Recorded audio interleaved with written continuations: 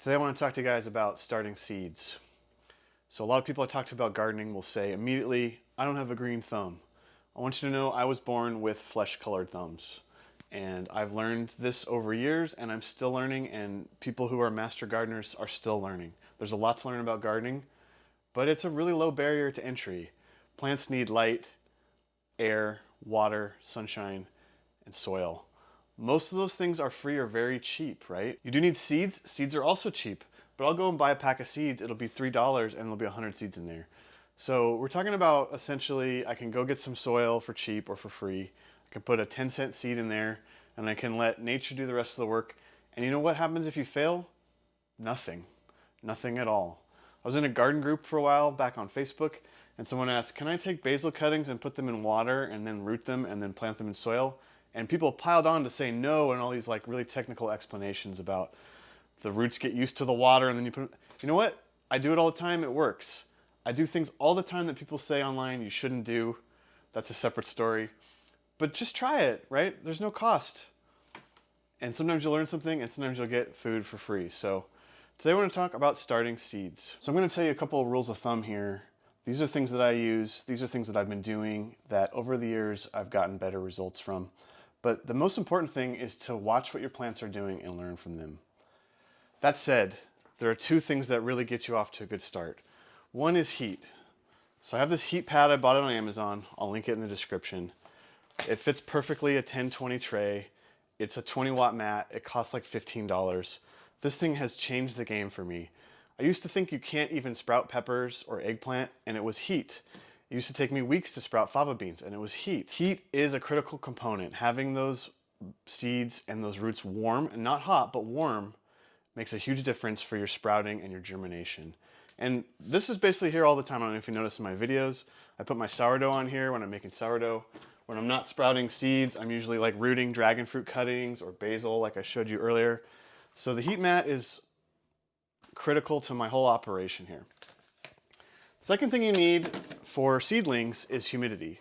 So here is that 10-20 tray. This is a cheapo one I bought, and it comes with this little humidity dome. And so I start all my seeds in here, and now I have heat and humidity, and that gives them their best chance to get started. Later, this thing will become too small. We'll talk about that later. As for how to start, I've tried a lot of different methods. I've tried soil. Soil is fine. I've tried these peat pellets. These work, but I actually kind of don't love them. What I've gone to instead are these little peat pots. So these are made of peat. They're like essentially like papyrus, like paper. And by the time I'm ready to outplant, these things are almost decomposed already. They're so fragile you can barely touch them. And that's what I want. I'm gonna come and I'm gonna cut along these lines.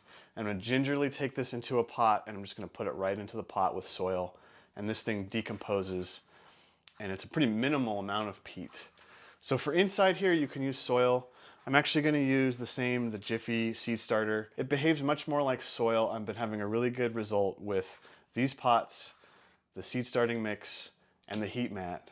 So we'll go and plant some seeds now. I'll show you how we do that. All right, so I'm doing this outside because it does make a little bit of a mess.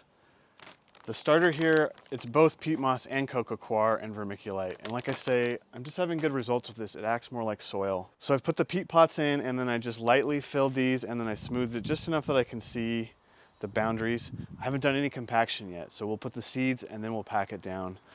Another important thing, I've said this before, always label everything. You think, I'm gonna remember I planted San Marzano tomatoes over here. You're not gonna remember. They're all gonna look the same. Always label. For all the small seeds, I'm gonna use what's called a dibbler. I'm just gonna use a stick. And I'm just gonna create a little hole in each of these. If I'm doing things like squash, I'll actually just use my finger because the squash seeds are bigger. Now we'll come and, like, these are Brandywine tomatoes that I saved from 2023. So I was saying how seeds are cheap. For me, seeds are actually often free. If I grow something that's heirloom, I'll save the seeds. If I buy something that's heirloom, I'll save the seeds. So this first row is gonna be Brandywine, and I'm gonna put 2 or 3 seeds per pot. Later, I'll have 2 or 3 sprouts per pot, and I'll come and weed out and just keep the strongest one. And then I'll label BW. And then we just keep going down the row.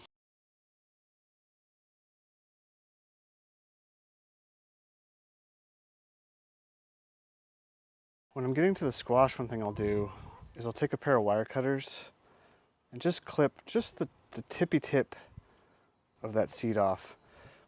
And that helps break the structural integrity of the husk so that it's easier to sprout, especially with really old seeds. These are actually seeds I've been saving for a long time. I don't even know if they're viable, but I want to give them a chance. So I have some squash and some melon here. I also want to note, this is January. This is end of January in San Diego. It might seem a little early to be starting seeds. I chronically start them way too late. I'm usually starting seeds in like late February, April, March, April. And by the time I'm ready to plant my summer garden, these things aren't ready. I almost can't start too early. I have a little pop-up greenhouse. I'll put a link in the description. It has changed the game too, where I can have plants outside, not too cold, lots of heat and humidity inside the greenhouse, and I can just keep transplanting them into bigger pots if they start to outgrow their pots. But I can't get back time that I didn't take advantage of. If I'm too late, if these aren't ready until June, that's too late. So I need these ready to go when I'm ready to plant out, which would be like April, May at the absolute latest. So I'm just gonna come real lightly with a shower and kind of drip it into each cell.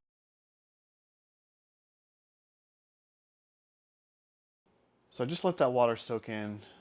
It's been about an hour or two.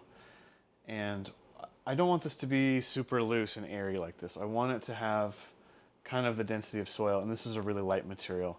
So I'm just coming with my 2 fingers here and very gently just tamping it down. I'm not really wailing on it. I'm just kind of depressing it here by about 1/2 inch. And now with these all kind of compacted, I'm gonna come with another dusting of my starting mix, and I'm gonna spread it out in a nice even layer here. And then on this one, I will kind of compact it a little bit. I'm not pushing in, I'm just kind of using my broad fingertips to kind of compact it. You don't want to crunch the seed down. You want there to be kind of airflow and water flow around the seed. But you want it to be dense enough that the roots have something to hold on to, and that when I take this pot out, it doesn't just fall apart. And then final thing is I'll just give it one more watering on the top, kind of the whole thing. So those are watered in really nicely. It's going to take a little while for the peat to kind of wet and settle down, but that's okay. It'll get a couple more waterings over the next few days. So I'm just going to put the humidity dome on there, and now within a few days I should start to have seeds sprouting. The next issue that this is going to have is that there's not enough light intensity in this kitchen. Even though I have really good light in here, it's way weaker than the light outside. And so the plants are going to want to stretch. They're going to get tall. This is a really common affliction for starting seeds inside. They get tall and there's no airflow, and so they're weak. And so they get tall and then they fall over. And once you're getting to that point, it's really hard to save it. What I'm going to want to do as these start to sprout, as soon as they're sprouting and getting kind of tall to fill up this dome, I'm going to move them to my outdoor greenhouse. It's a pop-up greenhouse. I'll put a link in the description. And I just have a cheapo fan in there stirring the air. And so with the right amount of light, they won't stretch out really tall. And with the airflow just vibrating them all the time, they're going to get really strong, good stems. And this is going to be a really good, solid foundation for my summer garden this year.